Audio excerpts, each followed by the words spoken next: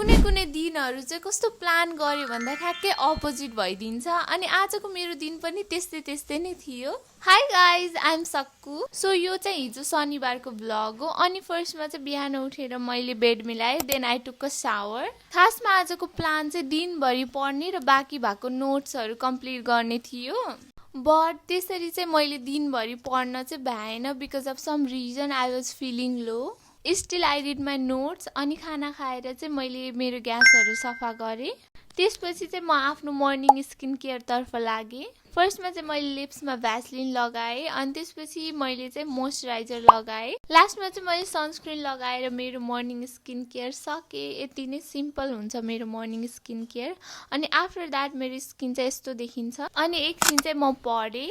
यतिकैमा म र मेरो साथीहरूको चाहिँ भाटबडी जाने प्लान भयो बिकज हिजो चाहिँ त्यता रिओपनिङ थियो। अनि म चाहिँ रेडी भएर निस्किएँ। अनि म चाहिँ तपाईँहरूलाई ओओटिडी देखाउँदैछु आफ्नो।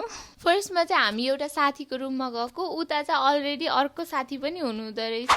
त्यसपछि चाहिँ हाम्रो भाटबडी जाने प्लान चाहिँ क्यान्सल भयो अनि हामी चाहिँ मोमो खाने भन्यौँ सबैजना मिलेर। अनि हामी चाहिँ सामान लिनको लागि मार्केटतिर गयौँ। मार्केटबाट सामान लिएर आएर चाहिँ सबैजना आफ्नो काम गर्नतर्फ लाग्यौँ।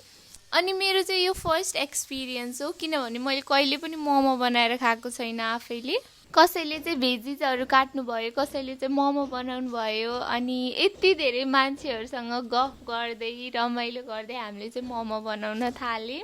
मलाई चाहिँ मोमो बनाउने बारे केही पनि नलेज थिएन। म चाहिँ सिक्दै थिएँ सेप बनाउने, बट मबाट चाहिँ त्यो पनि भएन। अनि मेरो साथीहरू चाहिँ एकदमै एक्सपर्ट, उनीहरूले चाहिँ सबै बनाए।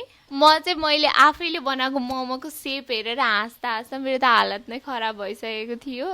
अनि मोमोको क्वान्टिटी हेरेर त तपाईँले थाहा नै पाउन सक्नुहुन्छ कि हामी कति धेरै थियौँ भनेर। अनि मोमो पाकेर खाँदासम्म चाहिँ रातिको 12 बजिसकेको थियो, but it was such a great experience. आजको दिनको कुरा गर्नुपर्दा it was completely unplanned day. हामीले चाहिँ कुनै पनि कुरा प्लान नै गरेको थिएनौँ, आफै भयो क्या सबै कुराहरू।